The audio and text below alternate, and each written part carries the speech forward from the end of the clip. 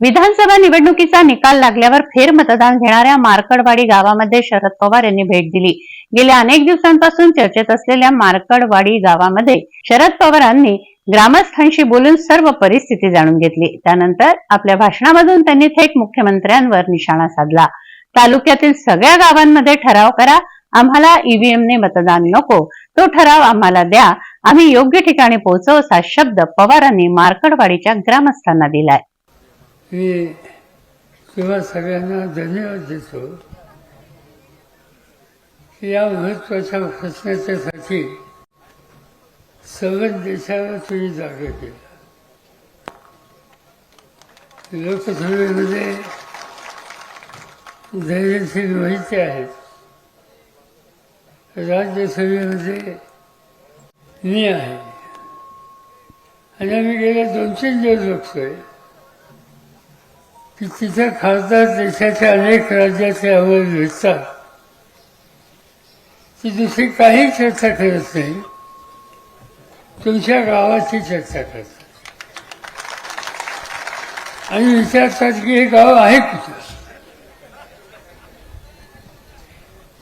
हे संबंध देशाच्या समंजसान राहण्यात लोकांच्या लक्षात आले नाही की या गावकऱ्यांच्या लक्षात कसं आलं। आणि तुम्हा सगळ्यांचं अभिनंदन आज देश करतोय, याचा आनंद आम्हा सगळ्यांना आहे। हे घडलं कशाचं? परवा झालेली निवडणूक आणि त्या निवडणुकीतून निकाल लागतात, लोक निवडून येतात, कधी पराभव होतो, काही तक्रारी येतात, नाही असं नाही। पण संबंध देशाला, संबंध राज्याला निवडणुकीच्या संबंधीची आस्था हे असताना त्यांच्या मनात शंका काय येते? याचा अर्थ निवडणूक पद्धतीमध्ये काही शंका निर्माण झाली आणि मतदार जो आहे त्याला खात्री वाटत नाही। म्हणजे काय, आता आपण ईव्हीएमद्वारे हे मतदान घेतो, तुम्ही वतन दाबता, त्याच्यानंतर तुम्हाला कळतं आणि तुम्ही समाधानी होता मतदान झाले म्हणून।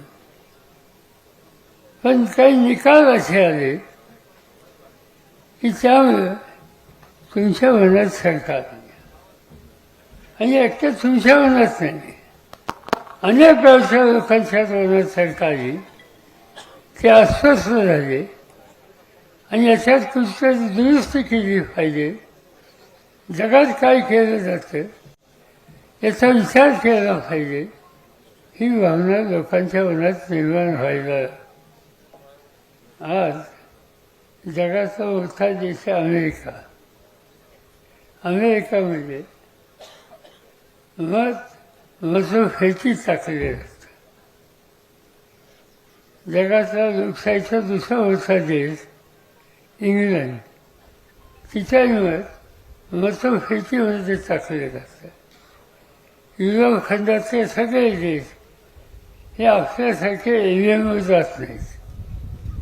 अमेरिकेनं आणि काही देशांनी एकेकाळी ईव्हीएमचा विचार केला, पण त्या सगळ्या देशांनी निर्णय घेतला की आता हे ईव्हीएम नको, काय असेल ते लोकांना मतपेटी टाकायचा अधिकार हा आपण दिला पाहिजे आणि त्यांनी दिला। आता जग कसं आमच्याच हातचं का? आमच्याकडे सरकार आली, त्या सरकारच्या लोक अस्वस्थ आहेत, काही गोष्टी दिसतात। अर्थात जयंतरावांनी तुम्हाला काही आकडेवारी सांगितली,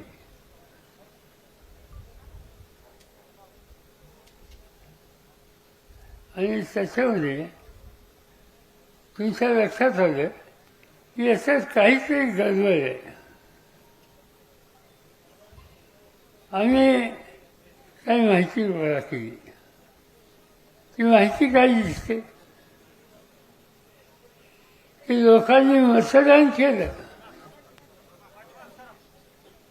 पण किती लोक निवडून आले ह्याच्या आकडे त्या मतदानासारखे नाही आहेत. आणि त्यामुळे साहजिकच लोकांच्या मनामध्ये ही मोठी शंका आलेली आहे. आता ही घालवायची असेल तर काय करता येईल? एकच गोष्ट आहे की आता देशामध्ये निवडणूक पद्धती ज्या स्वीकारलेल्या आहेत त्याच्यामध्ये बदल केला पाहिजे आणि याच्याबद्दलची जागृती तुम्ही लोकांनी केली. मला काही काही गोष्टीचं असं वाटलं, मी इथे यायचं ठरवलं 4-5 दिवसाच्या पूर्वी, आणि त्याचं कारण तुमचं मतदान झालं आणि त्याच्यानंतर तुमच्या मनात शंका आली आणि तुम्ही असं ठरवलं की आपल्या गावात फेर मतदान आपण घेऊ. ते अधिकृत नव्हतं, सरकारी नव्हतं. तुम्ही गावाने बसून ठरवलं की असं पुन्हा एकदा मतदान वेगळ्या पद्धतीने करायचं. आता हा तुमचा अधिकार होता, पण हा निकाल तुम्ही घेतल्याच्या नंतर पोलीस खात्याने इथं बंदी का केली? कोणता कायदा असा?